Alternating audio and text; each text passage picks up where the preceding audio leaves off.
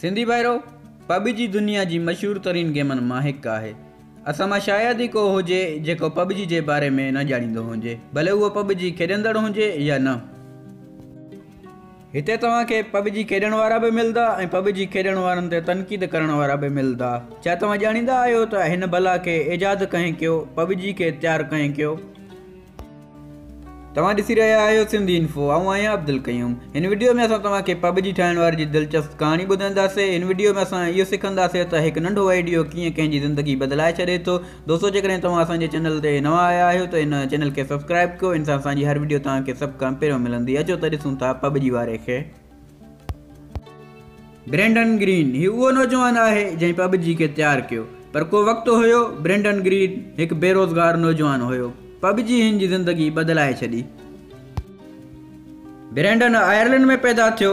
शुरूआत में ही नौजवान हिकु फोटोग्राफर हुयो। मुख़्तलिफ़ शादियुनि में फोटोग्राफी करे गुज़र सफ़र कंदो रहियो, पर इन सां गॾोगॾु ही हिकु वेब डिज़ाइनर बि हुयो। पर इन सभ में ब्रेंडन जो गुज़ारो न थी रहियो हुयो। ब्रेंडन रोज़गार ॻोल्हण लाइ ब्राज़ील हलियो वियो।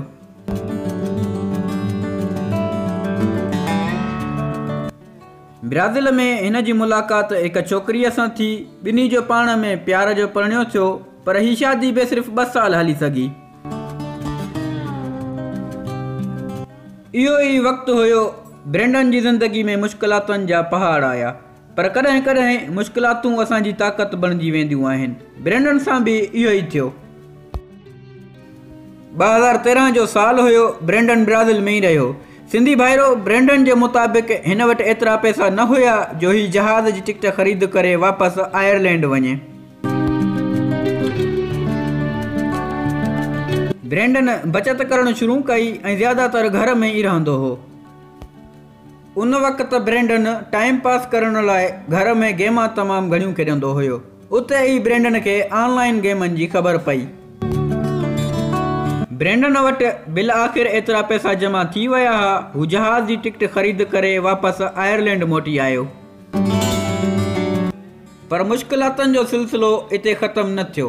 ब्रेंडन वटि हाणे एतिरा पैसा बि न हुया जो ही आयरलैंड जहिड़े मुल्क में सुठो गुज़र सफ़र करे सघे। आयरलैंड में ब्रेंडन समाजी तंज़ीमनि जे पैसनि ते गुज़ारो करे रहियो हो।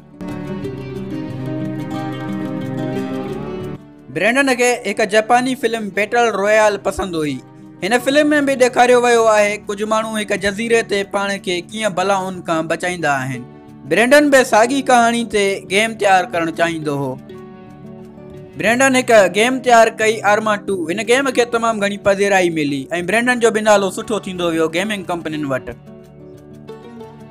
वक़्तु गुज़रंदो वियो, ब्रेंडन खे बि गेमिंग जी तमामु घणी ॼाण मिली वई। उन दौरान ब्रेंडन खे सोनी एंटरटेनमेंट हिकु गेमिंग कंपनी आहे, उन में नौकरी मिली वई। उते बि ब्रेंडन खे सुठी शोहरत मिली। 2016 जो दौरु हुयो। ब्रेंडन खे हिकु साउथ कोरियन कंपनी ऑफर कई त बैटल रॉयल गेम तयारु कर या बैटल जी गेम तयारु कर। Brendan South Korean company join करे आख़िर ब्रेंडन पबजी तयारु कई, जंहिंजो मतिलबु आहे player unknown battle ground. Player unknown दरअसल ब्रेंडन जो ई नालो हुयो जेको हू ऑनलाइन गेमनि में इस्तेमालु कंदो हो। हिन ई नाले सां पबजी जो नालो रखियो। पबजी 2018 में मोबाइलनि लाइ आंदी वई। हिकु ई साल पबजी खे 10 लख माण्हू डाउनलोड करे चुका हुया। सिंधियो, ब्रेंडन जी ज़िंदगी मां असांखे इहो सबक़ु मिले थो त असांजी ज़िंदगी हिकु पल में तब्दील थी सघे थी। ज़रूरत ही आहे त इंसान महिनत कंदो रहे ऐं मायूस ऐं नाउमीद न थिए। दोस्तों, जेकॾहिं तव्हांखे हीअ वीडियो ऐं कहाणी पसंदि आई आहे त हिन वीडियो खे लाइक ज़रूरु कंदा ऐं असांजे चैनल खे सब्सक्राइब ज़रूरु कंदा। इन सां असांजी हर वीडियो तव्हांखे सभ खां पहिरियों मिलंदी। असां रोज़ानो दिलचस्प मालूमात ॾींदा रहंदा आहियूं। मिलूं था नेक्स्ट वीडियो में। अल्लाह हाफ़िज़।